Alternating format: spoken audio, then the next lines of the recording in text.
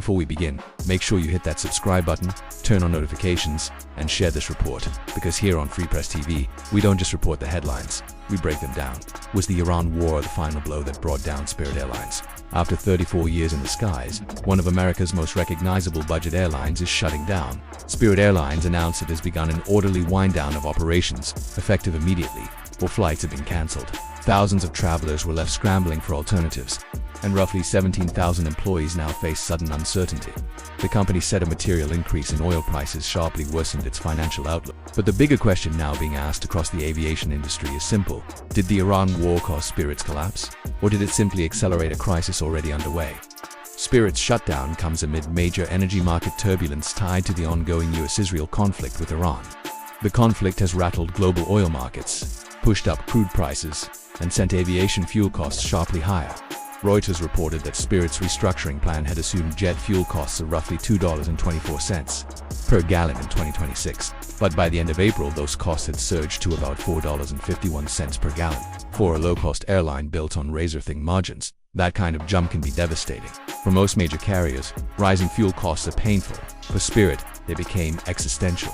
The Iran war did not create Spirit's problems, it exposed them. For years, Spirit operated on one of the leanest business models in American aviation: ultra-low fares, aggressive ancillary fees, dense seating, and high aircraft utilization. That formula once reshaped the domestic market. But after the pandemic, the economics shifted. Travelers increasingly paid more for flexibility, comfort, and premium seating. Larger airlines adapted by building out basic economy products that undercut Spirit's pricing advantage while preserving stronger balance sheets. At the same time, Spirit carried heavy debt, faced mounting operational pressures, and had already been through multiple restructuring crises. By spring 2026, the airline was trying to emerge from bankruptcy negotiations with lenders. The fuel spike hit at precisely the worst moment. That is why many analysts now describe the Iran conflict not as the cause of death, but the final blow. This is where the story becomes bigger than one airline. Fuel is typically one of the largest costs in commercial aviation. Legacy carriers often have larger liquidity cushions, diversified revenue streams, international networks, premium cabins, cargo divisions, and stronger credit access. Budget carriers operate differently.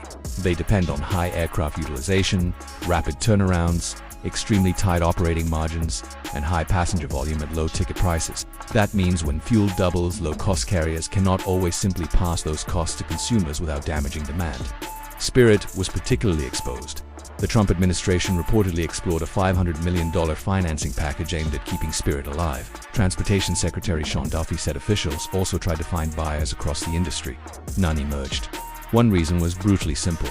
Many market participants reportedly saw little remaining strategic value. A Spirit board meeting ended without an agreement.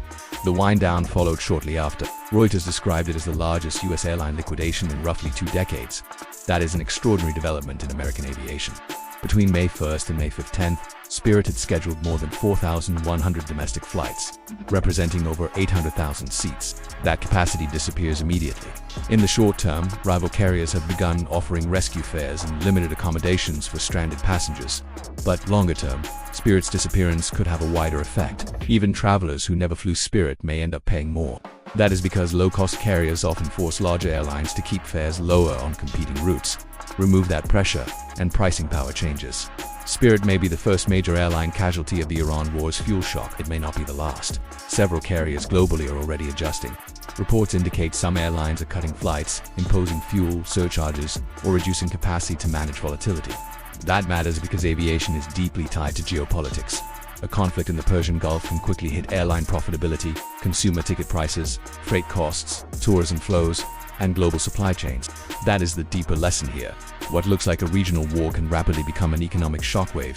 Spirit Airlines did not collapse in one weekend. It was weakened over years. Debt, competitive pressure, a changing travel market. And then came a war-driven fuel shock that stripped away what little room remained. For millions of Americans, Spirit represented something simple: affordable access to travel.